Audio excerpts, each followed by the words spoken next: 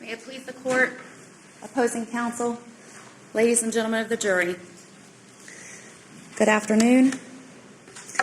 At this point, I have good news and I have bad news. The good news is that your service here as jurors is almost complete. The bad news is that the most difficult part of your service is about to begin, and that is your deliberations. His Honor, Judge Kuhn will instruct you as to the exact law that you are to follow and what applies in this case, but I'd like to take a few minutes to assist you in understanding what it is we believe we need to prove here, what we have proved, and how that relates to the charges. We discussed at the beginning of the week, as to all charges, the defendants are equally charged and can be found guilty as the principal offender or by acting in complicity. In other words, if you find that either of these two defendants aided or abetted the other, each defendant is guilty. His Honor will instruct you that aided and abetted means supported, assisted, encouraged, incited, cooperated with, advised. His Honor will further instruct you that complicity includes conspiring with one another to commit offenses. Again, if something I say differs from something Your Honor says, you are to follow his instructions. So let's talk about the charges and the evidence that you've heard this week. Count 1 again is aggravated murder. The state of Ohio must prove beyond a reasonable doubt that the defendants did or were complicit to purposely. I'm going to go through some of these individually. Purposely, I submit to you, ladies and gentlemen of the jury, that multiple rib fractures are purposeful injuries. Those aren't accidental. I submit to you that multiple skull fractures that happened at different times, and even at a time different than the rib fractures, are purposeful.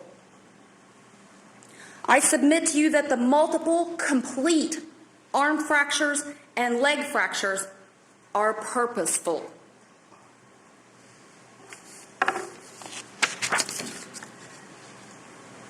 Caused the death of baby Dylan.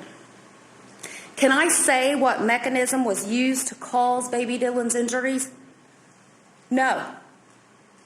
And you heard defendant Jessica Gross, she can't remember what happened.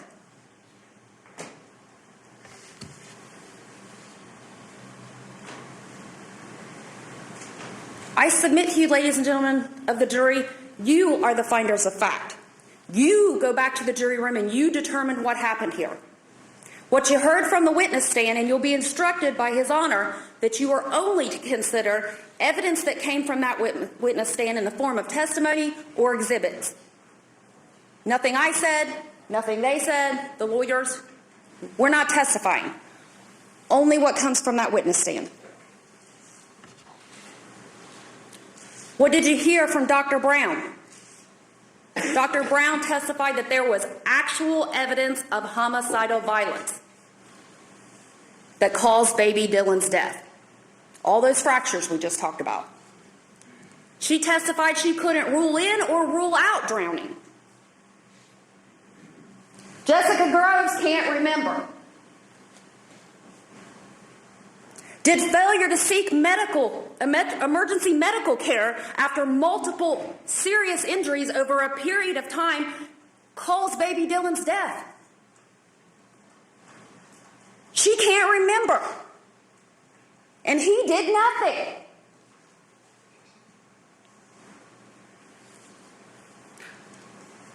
And the last element is that baby Dylan, was under 13 years of age at the time of this offense. Well, there's no dispute, because today he would be 1 if we weren't here discussing his aggravated murder.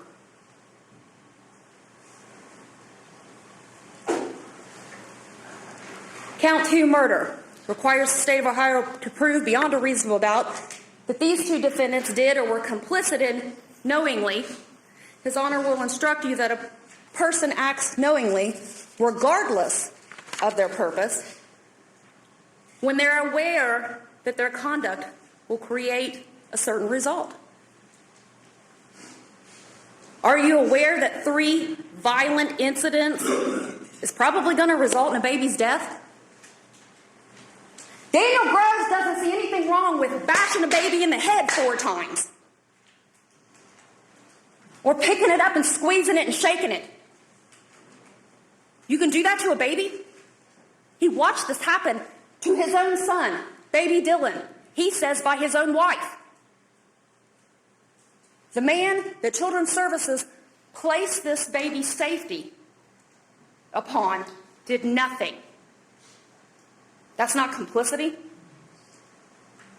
You let her around that baby one more day after you saw that, and you're not complicit to this whole thing?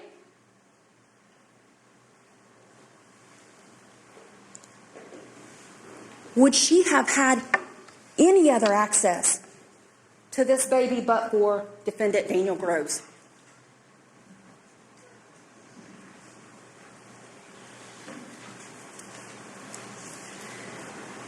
Again, count 2 murder knowingly caused the death of baby Dylan as a proximate result of committing or attempting to commit an offense of violence that is a felony of the 1st or 2nd degree, felonious assault, over and over and over. Count 3, kidnapping, requires us to prove that these defendants, in this case, again, baby Dylan was under 13, so by any means, that they remove baby Dylan from the place where he was found or restrain his liberty for the purpose of hindering, impeding, or obstructing a governmental function. I submit to you, ladies and gentlemen of the jury, that every single time these 2 defendants withheld baby Dylan from Children's Services, they committed a kidnapping. You heard the testimony. The initial plan involved Children's Services seeing face-to-face baby Dylan weekly. At some point, maybe that went to monthly. You all determine that. And you also heard the Children's Services workers say that at any time, if they requested to see this baby, these defendants were to submit to that request. Whether Children's Services filed or asked criminal charges to be filed on each of those occasions is not an issue here, because you're the finders of fact. You go back there and determine whether or not they violated the law. I submit to you they did. Between February 4th and February 25th, Children's Services caseworker testified there were numerous attempts to contact these defendants about baby Dylan, such that they ended up going to Daniel Jr.'s school to try to pass messages to his parents. And again, from that visit on February 25th to March 28th, numerous attempts to make contact.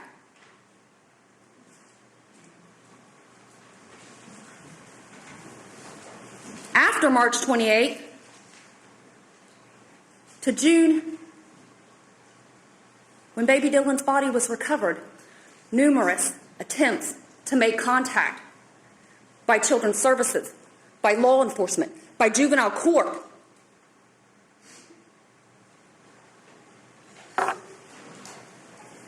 Count 4, endangering children. As a parent, guardian, custodian, person having custody or control in loco parentis of a child under the age of 18. These defendants at the time, the testimony was, were not the custodians. Children's Services were the custodians. But they were certainly the parents, and they were certainly the people in control.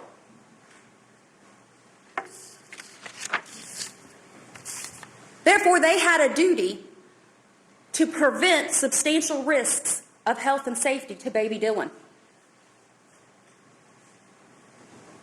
And they violated that duty of care, protection, and it resulted in serious physical harm, actually death. So more than serious physical harm.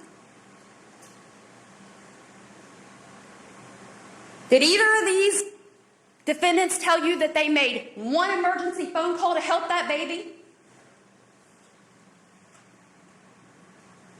No.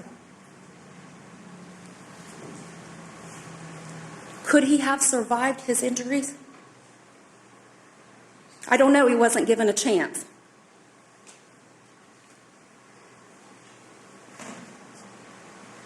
Did Daniel Groves create a substantial risk to the health or safety of baby Dylan, therefore violating his duty? His duty. Children's Services made that his duty, to take care of and protect baby Dylan from serious physical harm and death by allowing her to come right back around after she bashed him in the face 4 times and squeezed him by the rib cage?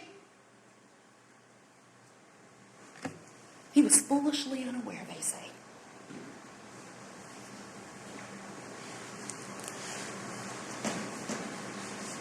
Count 6, interference with custody. Did they know they didn't have the privilege to do what they were doing? Or were they reckless in that regard?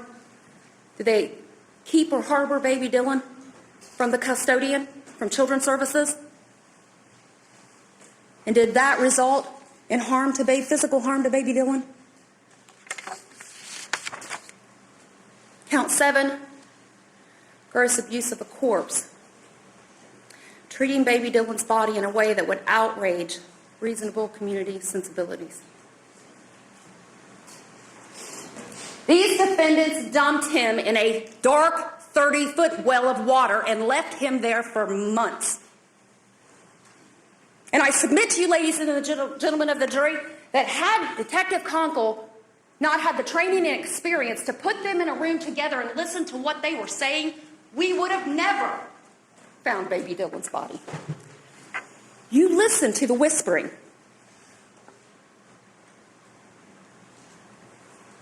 If they find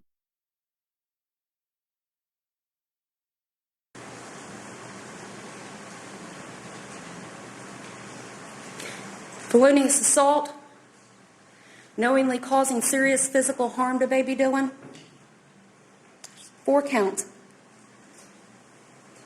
Rib fractures, significant calcification, 2-inch skull fracture, some healing, not as much as the rib fractures. 1-inch skull fracture, complete upper arm fracture, complete lower leg fracture, large chest contusion, swelling to his abdomen.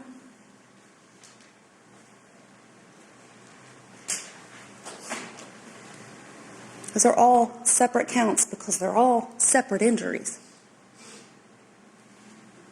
There was nothing that came out of that witness stand that explained how those injuries could have all happened at one time.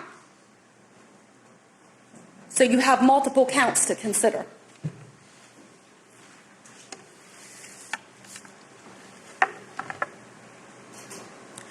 You are also the judges of credibility. The sole judges of credibility, and His Honor will instruct you that you are. So you determine who sits on that witness stand and who's telling the truth. Whether you believe some of it, all of it, none of it, you determine that. So let's talk about reasons why you may or may not believe defendant Daniel Groves. First, it was that Children's Services took the baby. Then, it was that he just found baby Dylan dead. Nobody killed him. Next, he told Daniel Jr. the dream catcher hurt the baby. Then, in a jail visit, he tells a female he didn't kill him or dump his body. He didn't have anything to do with any of this. And yet another version that we heard in here this morning was that he watched his wife strike that child in the head 4 times and snatch him up by the ribs. You all go back there and decide what's truth and what's not.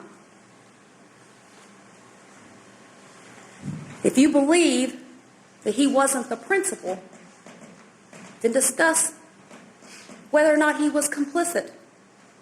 And we've talked about some of that, about Children's Services placing the baby with this defendant.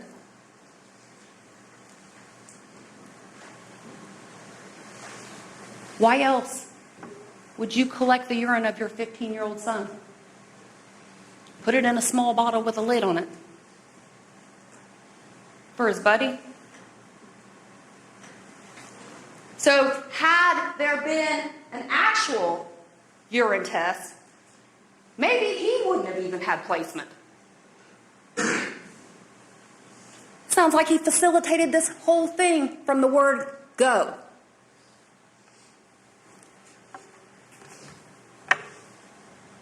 He was foolishly unaware.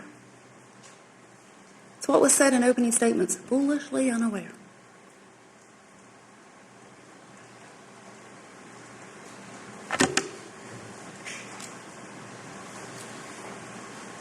They want you to believe that these two defendants wouldn't scheme up a way to tamper with urine. These two defendants who wrapped that baby boy in 6 layers of plastic and duct tape and chained his body inside a milk crate, loaded it on a 4-wheeler, and drove it and dumped it in a well. But they wouldn't tamper with urine specimens.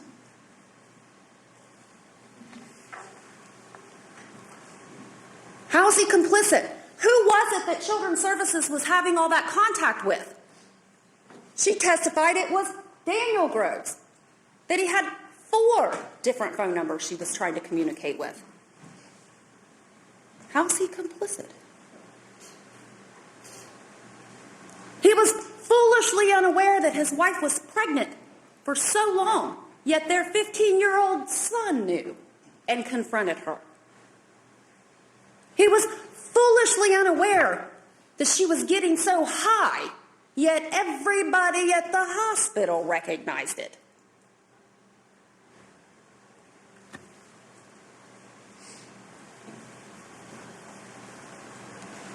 He was foolishly unaware that she was not going to the Mahajan appointment.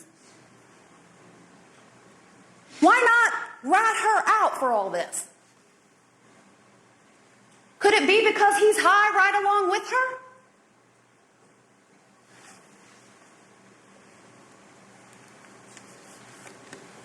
You heard Detective Conkle testify that he's dope sick rolling around the interrogation room.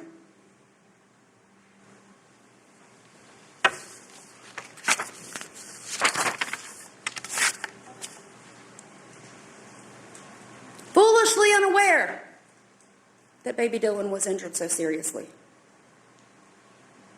You've seen the pictures. You heard that 15-year-old little boy describe that baby as having bruising all around where his hair would be expected. How would he describe that picture from the autopsy if that wasn't the way that baby looked? But defendant Daniel Groves didn't know. And Daniel Jr. said it was a matter of time after he sees this that the baby disappeared. He didn't know.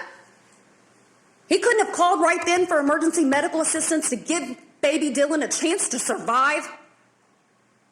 I submit to you that's the least he could have done.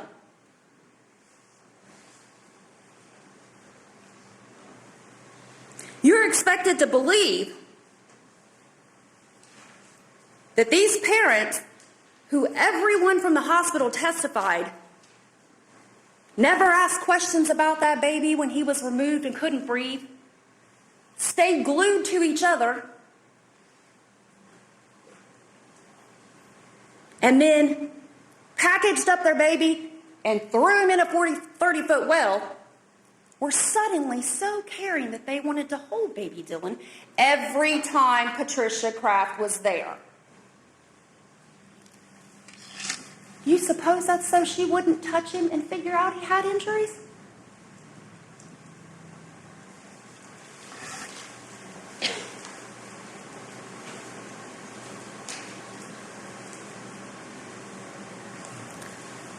heard the phone call with her sister.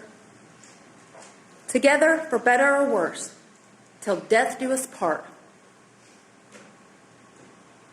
I submit to you, ladies and gentlemen of the jury, that's the way it's been from the time that baby was born to right here this week.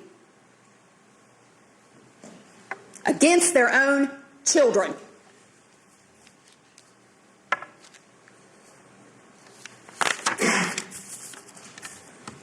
You were told at the beginning of this, Jessica Groves is going to take responsibility. Did she take responsibility when she spoke with Detective Conkle? She take responsibility when she spoke to her sister? Did she take responsibility in here this morning when she spoke to you? She can't remember what happened, but she does remember it was an accident. Is that taking responsibility for these injuries?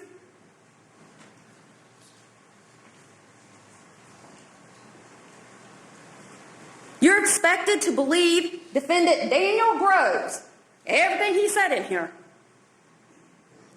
The same guy who, after they say the baby was dead, tells Children's Services in a text message he's growing like a weed.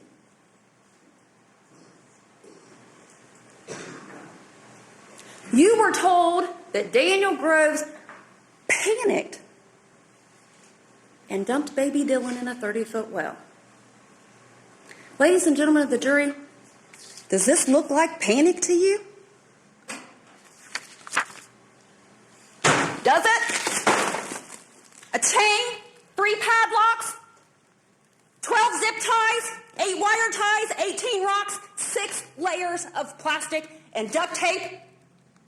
Does this look like panic?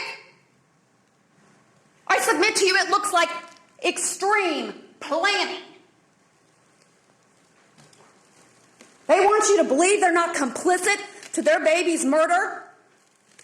But this is what they chose for a coffin and his burial? This?